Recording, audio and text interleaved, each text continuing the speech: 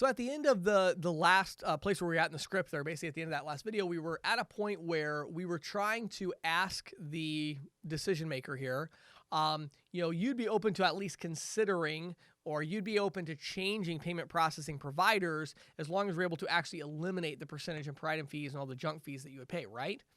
Now, the interesting thing is, out of all the times I've done that, I have not had very many times where somebody has said yes, okay? It's great when they do, but it doesn't happen very often. At this point, they really don't know very much about the program. We haven't even said the word cash discount. They don't even really know what it is yet. And that's fine. That's kind of where we want to be at, because one of the mistakes a lot of salespeople make is they really have what we call, diarrhea of the mouth. It's like they just have to keep blah, blah, talk. And that's not our goal here. We really want to get the prospect talking. That's how you make sales. You don't make sales when you talk. You make sales when you get the other person to talk, and especially when you get them to talk and say what you want them to say. So in this case, we haven't given them very much information, but we have given them the value proposition. So understand the difference here. We didn't tell them how it works. We didn't tell them how we eliminate the fees. We didn't tell them how we can save them a lot of money. All we did is we gave them the value proposition of what it can do. What I'm talking to you about today can eliminate your percentage and per item and junk fees on credit card processing. I didn't tell them how. And that's a key thing. And we're actually not going to tell them how in this script. We're going to tell them how in the second stage of the sales process. Right now, we just want to get them really interested, okay? So again, sales is also a patience game. It's really interesting and kind of a delicate balance, because we want to say things quickly. We want to get it out. We got to talk. We got to, really get it out there quickly. But at the same time, we understand that we don't want to try to sell this person until we're in the right position to actually make the sale. We want to make sure the conversation is at the right point before we start pushing forward. So at this point, what we're actually going for is a question. We want them to say something like, "What do you mean?"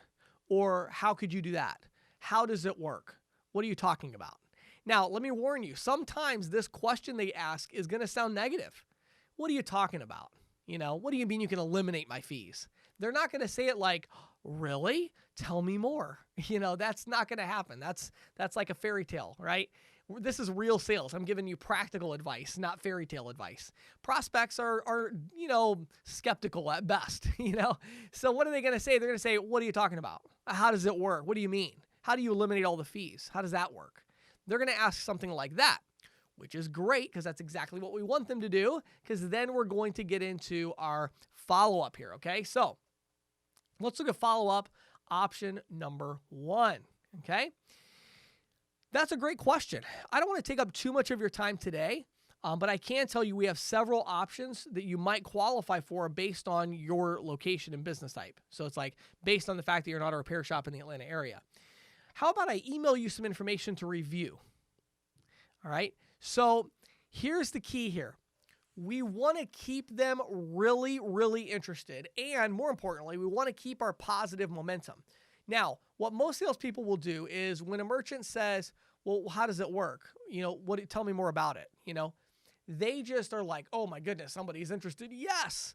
All right, let me tell you." So it's called cash discounting. What we do is we add this, non-cash adjustment to the receipt, and then we put a sign up at the counter, and it's like, whoa, slow down, right? What do you think is going to happen at the end of this big explanation? They're going to say, "That sounds really interesting, but we're not interested," right? That's what's going to happen. You're going to get a no, because you're giving them everything they need to make a decision. Don't do that. Don't let them make a decision right now. It's not time yet. This is not time for a decision. They don't know enough about it. And the truth is, this concept is so new that it's going to take a little bit longer to explain it to them. And so we don't want to just dive right into it. And it's like, wait a second, why are we telling them everything they need to know to make a decision now? Let's drag out a little further here, right? So what we do is we start by getting a micro commitment from them. Now, obviously, this particular follow-up strategy can backfire, and let's explain why if you didn't identify it already, and that is we are asking them if we can email some information to them. Now, usually at this point, they will respond positively. Not usually, but you're going to get a lot of people that are going to respond positively to this, and they'll say, "Well, sure, yeah, if you want to shoot me an email, that'd be great." Now, why are they agreeing to this? Because they think you're going to email them and then they're done with this conversation, right? So they're like, okay, cool. Now, one of the things that's really difficult to get across in a video training is the reality of a sales conversation. The reality of a sales conversation is that it's stressful, it's a little awkward, and it's very quick. And so we just spent 45 minutes or so talking about this process, but in reality, it happened in 30 seconds. And so it was this, hey, how you doing today? Great. My name is James Shepard. I just have a quick question for you. And they're like, okay, do you still take credit and debit cards? You take credit and debit cards, right? Yeah, we do. Okay, great. Well, the reason I asked is that, my company has a proprietary program where we're actually able to eliminate the percentage fees, the per item fees, the junk fees that you pay to process credit card payments. Now, this is something I'm sure you'd want to consider if we could actually eliminate all these fees, right? And they're like, well, what do you mean? How does it work? So that's where we're actually at in this conversation. It was this really quick back and forth. I really haven't gotten into a real conversation yet, especially on the phone. So I need something where I kind of get a little bit of a micro commitment from them. So it's not just this sales conversation they're trying to get out of. And I need to slow things down a little bit so we can kind of have more of a connection point. So what I found is that the email address is actually really good for a couple reasons. It does give you that micro commitment, but it also slows down the conversation a lot because email addresses are kind of long. So I'm like, sure, great. Well, they say, yeah, that's fine. You can send it out. Oh, wow. I really, really appreciate that. What's the best email address for you? And now they have to say, well, it's, Bill423 at, and so they have to say it. And it's like this process, and then you're writing it down. And it becomes very difficult for them to now hang up on you. It becomes very difficult for them now to kick you out of the store or to have a negative conversation because it's like they just gave you their email address. So generally speaking, if I'm going to give somebody information about me, like personal, private information about me, that generally means I'm giving them some little bit of trust. And so it would be very strange for me to then turn right around and hang up or whatever, because it's like I literally just gave them my email address. You know what I'm saying? Like, I don't really think that I want to make them really upset. I just gave them my email address. You know what I mean? So it gives you that little bit of extra leverage. Okay. Now, once they give you the email address, you're now going to say something like, got it. Hey, I'll go ahead and send that out to you today. I definitely want to touch base to ensure you got the email and answer any questions you might have about eliminating your payment processing fees. Let me look at my schedule here. Let's see. Actually, it looks like I have a couple meetings with a few other auto repair shops in your area on, on Thursday and Friday. But I could definitely take 10 minutes to give you a call or stop by to answer any questions that you have. I don't want to interrupt you at a bad time. Would like Thursday at 10 or Friday at, 4 work best for you? And so, it's so hard in video training to get this across, but because we got the email address, again, it's a negotiation in time. Always remember that. It's a negotiation in time.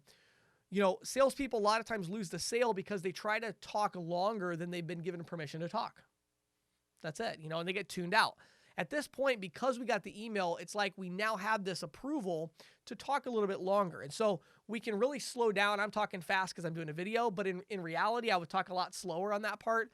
And the idea is we're in this slower conversation. We got the email address, and now we're talking with them about setting up another time that we could talk. Now, a couple negatives to this approach. Obviously, the biggest one is that they might say, hey, well, I got the email, go ahead and send me the email and I'll take a look and then I'll let you know if we're interested. And you definitely are going to get that, okay?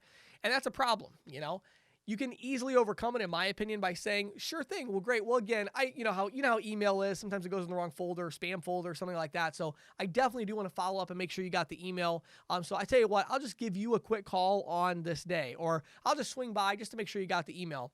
So you can always kind of, in my opinion, it's pretty easy to circle back around and still get the appointment by, again, whether it's phone appointment or in person, it's pretty easy to circle back around and get the appointment anyway, Now, let me just clarify here. It is 50 times easier at this point, in my opinion, to sell in person than over the phone. So I would highly encourage at this point that you're getting an appointment for face-to-face.